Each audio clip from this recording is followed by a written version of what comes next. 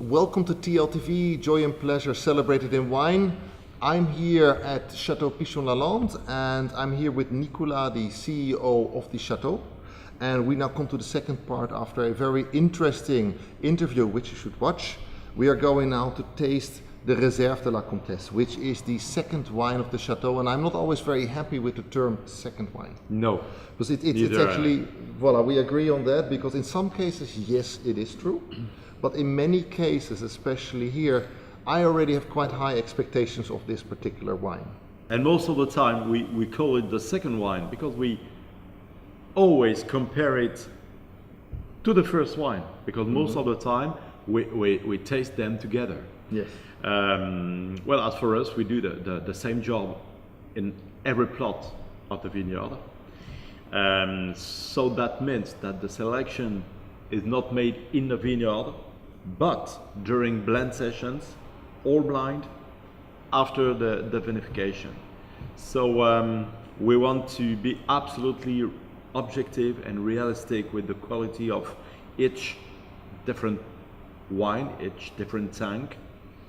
And the selection is made on the basis of the balance. We're very happy with this second label, which is very famous actually, because it's one of the second labels made in Bordeaux. I think that the first vintage made was 1973, and to me it's very important to make it seriously, because it's not about using leftovers.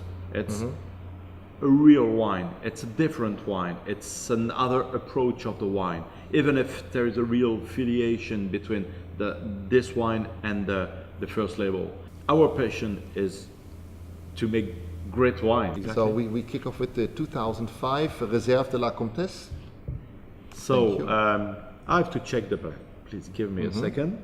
We have 27 Cabernet Sauvignon, 49% Merlot, 13% Cabernet Franc, and 11% Petit Verdot, which is a lot. Okay, 11%.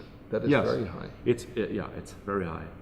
Yeah, 2005 was one of these vintages where all the ripening phases were parallel, where pretty much the tannic ripening, the sugar ripening for many of the chateaus. Yes, absolutely. 05 was a very powerful vintage, almost tannic. And that's probably one of those vintages, even today in 10 years after, you have to sit on. Just to let the wine, even second wines, just to let the wines taking time to open up. This is like the nose. The first thing, I get a lot of blackberry in the nose. You get some barnyard in the nose. This smells very fulfilling. So this is and pastries. Yes, and pastries, absolutely. It's almost, you notice that as well, that the aromas are difficult. It becomes a bouquet. This wine is already completely together. Wow, this is big. It's a lot of personality. You get the signature of Petit Verdot instantly. The licorice. Yes. That's I like very much. I almost got some. I don't know how to say. You know when you have the algae with sushi, the nori. You get some of the nori in the flavors in the wine. Great. Which is really enjoyable. There's a lot more to this. So this is the part where this second wine is a first wine from my point of view. Yeah. But the nori is really interesting. You get. And can you taste? Can you feel how sweet are the tannins? It's like silk.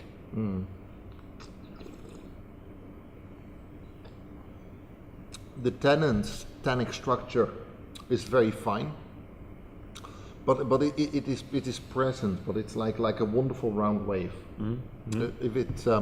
If it's like a building, it's probably like the Sydney Opera House. It's like beautiful waves, the way it's made. Has wonderful presence in the mouth. The acidity of the wine lifts the fruit, because this is what tastes a lot younger.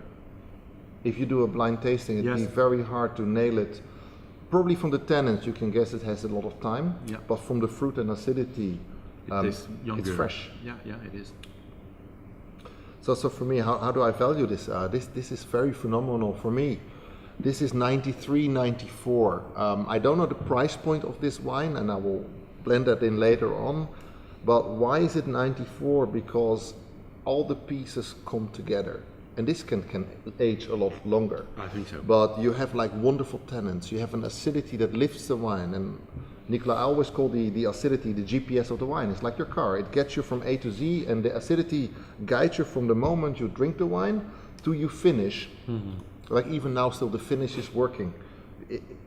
This is spectacular, very special. This is wow, what a start. What I really enjoy in making wine and through the wines, I really appreciate the direction of the tannic structure. Yes. When I use this image of an arrow, you know where it comes from, you know where it goes, it's straight, it's precise, it's not austere, it's just the fact that this rigor and precision of the tannic structure is the basis and the foundation of your structure, of the architecture of the wine. Then everything about the flesh and the aromatic complexity of the wine is around this arrow. But like your GPS, it's, you know where it comes from, You know where you're going. you know where you're going, and this is obvious. It's fantastic. In this wine. No, I really, wow, 10 isn't it? 2010.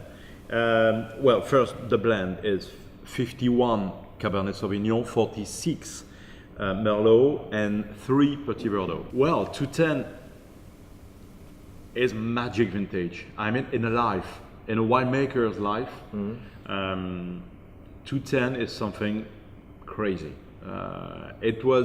Everything was almost easy to do. Everything occurred in perfect conditions in the vineyard first, then the composition of the wine is just fantastic. The style, because most of the time 10 and 9 are compared together. Very different. And so different. And as for me, I'm much more a 10 drinker. 10 drinker, because it's much more about minerality. It's much more straight. 9 is much more opulent and fleshy and quite exotic. 10 is classic Bordeaux, but classic not in a regular sense, classic in a high level. Very fine. And refined Bordeaux. And the nose is very different. It's very subdued, a little bit subdued. Where you notice that it's still young, it's still finding its way, it's still a baby wine. Absolutely, but this nose, you know that you meet a great Bordeaux. Yes. It's definitely very Pauillac afterwards, very Pauillac. This will. It's graphite, it's cedar, it's a little bit of lead pencil. Yes. You get in the nose. It's. When the 05 was a bit cigar box, so it's not the case for 10 as for now, because it's a bit too early, but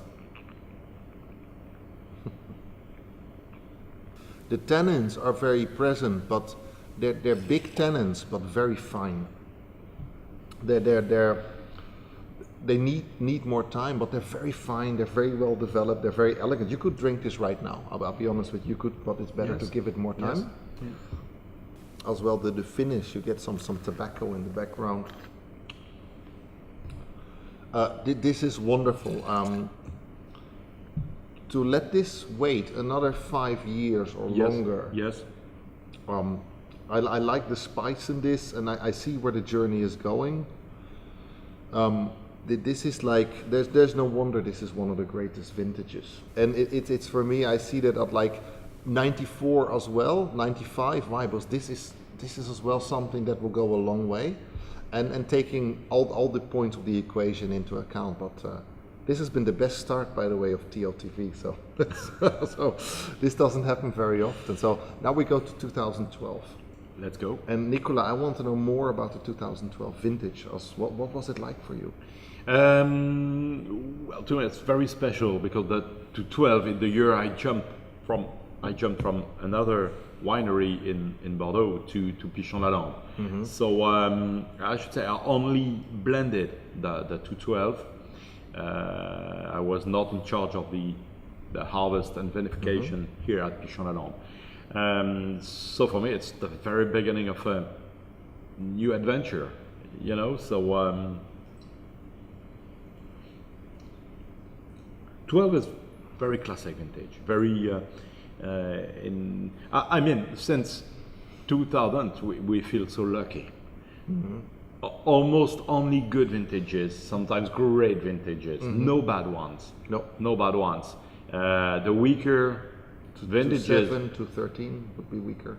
Yes, 7 to 13, and 11 and 12 are very good vintages. They are not outstanding, but they are very good. It's just to 11 has always will have a problem after 09 and to 10. It is.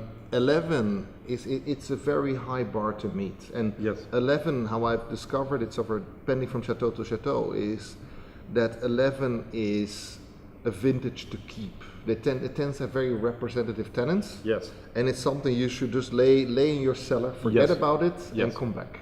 12 is a bit lighter or more balanced. It's less serious, and the concentration is in tannins is probably a bit lower. That's why it's gonna be drinkable earlier.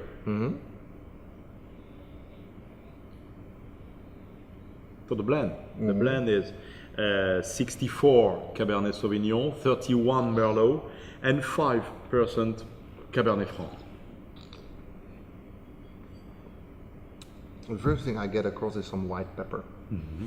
That is what I notice in this. Like when you're in the forest and it's springtime, you get like the smell of nettles. Another thing, the mouthfeel is really elegant. It's very different from the others. It has a very different texture Yes.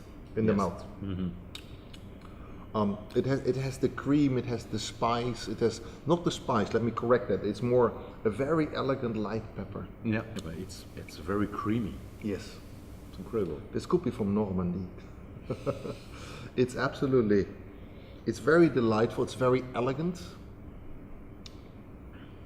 and it's something. This wine will change, I think, dramatically over the years, where the creaminess will slowly descend, and then you get more of the, let's say, the traditional, probably some fungi, some earthiness coming through. For me, I really appreciate this, and for me this is 91, 92. It's phenomenal, it's wonderful.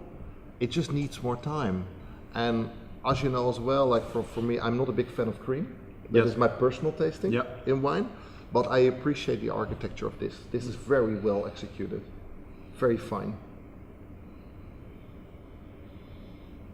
and wonderful. And then we go to the next one, and that is the 2014 harvest, Nicolas. Yes, and I can very well remember this 14 vintage, which was, well, to me, it's a very good vintage. And North Medoc, North Left Bank, I think produced beautiful 2014 vintage. Well, we have here 59 Cabernet Sauvignon, 41% Merlot. This is the second vintage we vinified in our new facilities. We had a very precise picture of what could be the wine at the end of the vinification, and the final blend could be, and that's the magic when the investment we have made is well made. I mean, this new cuvery helped us to maintain this balance all along the vinification, all along the blend sessions. This balance I talked about previously between the precision of the tannic structure and the complexity of the aromatic structure. I love the 14 vintage. I've always said it was, if I could do it every year, I'll be perfect. oh yes, oh yes. Because one thing I find is it has a lot of red fruit. It's at the moment from appearance a lot of sunshine, a lot of summer. The tannins are there, and you notice they're still very young. But one thing I notice across all these wines, the way you vinify the wines here, you produce very excellent tannic structures in the wine. So I'm already curious what's waiting behind us. Yeah.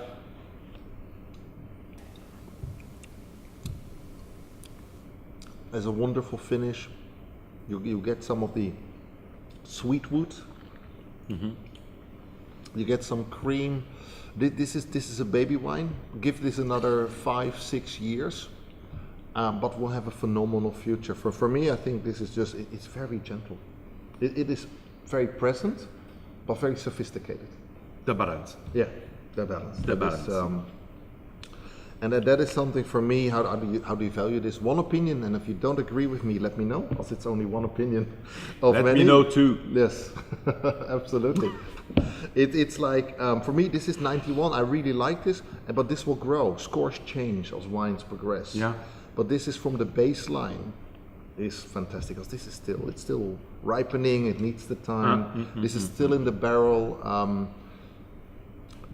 This will be basically bottled in April. May. April, May. May, yeah. So at the moment, this is a little preview of things to come, and I can only say, if you get the chance, get some for your cellar. It's very, very good. Hope so. Yes. Yeah. So now we close off the first part of the tasting, and we go to the first wine.